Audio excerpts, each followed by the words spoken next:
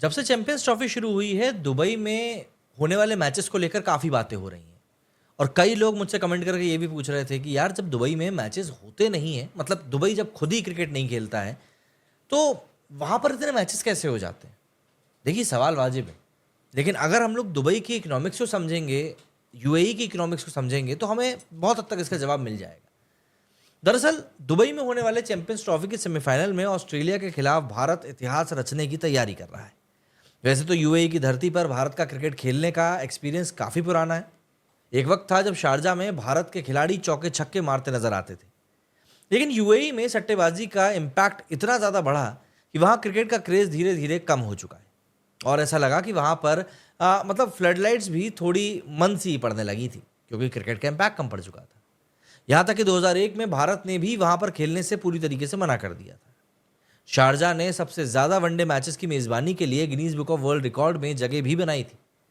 मगर कुछ सालों से यूएई क्रिकेट के बड़े टूर्नामेंट्स के लिए फिर से मेज़बान बनने लगा है। अब कई इवेंट्स दुबई में करवाए जा रहे हैं। लेकिन कभी आपने सोचा है कि आखिर क्रिकेट फ्रेंडली नेशन ना होने के बावजूद भी दुबई यूएई में क्रिकेट को लेकर इतना ज़्यादा इन्वेस्टमेंट क्यों किया जा रहा है, और इससे दुबई को कितना फ़ायदा हो रहा है? आज के इस वीडियो में कुछ इन्हीं सब बातों के ऊपर हम बात करने वाले हैं और समझेंगे कि आखिर यूएई को क्रिकेट से कितना फ़ायदा हो रहा है। देखिए, भले ही यूएई का क्रिकेट में कोई इतिहास नहीं रहा हो और क्रिकेट के पिच पर यूएई ने कुछ खास प्रदर्शन भी ना किया हो, लेकिन अब दुबई की तरक्की में क्रिकेट का एक बहुत ही बड़ा योगदान है। दुबई को क्रिकेट खेलने का भले ही ज़्यादा एक्सपीरियंस नहीं हो, लेकिन अब क्रिकेट करवाने का एक्सपीरियंस उनको काफ़ी ज़्यादा हो चुका है। अब यूएई में 5 टॉप स्टेडियम हैं। यहाँ तक कि क्रिकेट की सबसे अहम संस्था अंतर्राष्ट्रीय क्रिकेट काउंसिल यानी कि आईसीसी का जो हेडक्वार्टर है वो भी लंदन की जगह पर दुबई में आ गया है। साल 2021 के बाद से दुबई में क्रिकेट का चलन काफ़ी तेज़ी से बढ़ा और दुबई कई सारे इंटरनेशनल मैचेस के साथ कई क्रिकेट लीग्स का भी गवाह बन चुका है। साल 2021 में दुबई क्रिकेट को बूस्ट मिला जब आईपीएल का एक हिस्सा यूएई में ट्रांसफ़र कर दिया गया। रिपोर्ट्स में बताया गया कि बिना दर्शकों के ही अमीरात क्रिकेट बोर्ड ने उस टूर्नामेंट से $25 मिलियन तक की कमाई करी थी। इसके बाद दुबई में कई सारे इंटरनेशनल मैचेस हुए। दुबई में क्रिकेट के बढ़ने का कारण ये भी है कि दुबई के दोनों ओर अफ्रीका और एशिया, यूरोप, मिडिल ईस्ट के 2 बिलियन से भी ज़्यादा लोग वहाँ पर रहते हैं। अब कमाई की अगर बात करें तो रिपोर्ट्स के मुताबिक खेल के एरिया ने दुबई में सालाना 4 बिलियन एडी मतलब 2021 के आंकड़ों से अगर हम बात करें तो इसका योगदान किया है, जो कि करीब $1 बिलियन से भी ज़्यादा है।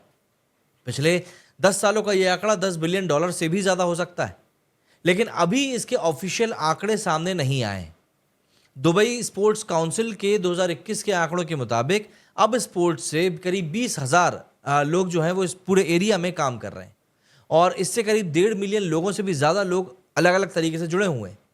स्टैटिस्टा के मार्केट रिपोर्ट के मुताबिक यूएई को अमीरात से खेले जाने वाले क्रिकेट से सिर्फ 2025 में ही करीब $45 मिलियन की कमाई होने की पूरी पूरी उम्मीद थी और इसमें डिजिटल राइट्स जो बाकी की चीज़ें होती हैं उन सब से इजाफा होने की और पॉसिबिलिटीज़ हैं। इसके साथ ही 2025 से लेकर 2029 तक ये इजाफा हर साल 1.18% के हिसाब से बढ़ता ही रहेगा। वहीं क्रेड पर छपी एक रिपोर्ट के मुताबिक संयुक्त अरब अमीरात ने क्रिकेट को लेकर $1.7 बिलियन से ज़्यादा खर्च किए थे और इसने खेलों को सीधे तौर पर $420 मिलियन पे मतलब एक तरीके से प्रॉफिट पे लाके खड़ा कर दिया है। इसके साथ ही शॉपिंग और हॉस्पिटैलिटी की वजह से कमाई $620 मिलियन तक और पहुंच गई। इन सब के अलावा इन मैचेस से दुबई में हर साल 14,500 नौकरियां भी पैदा हो रही हैं, जिससे कि दुबई की जो इकोनॉमिक ग्रोथ है वो और भी ज़्यादा मजबूत हो रही है।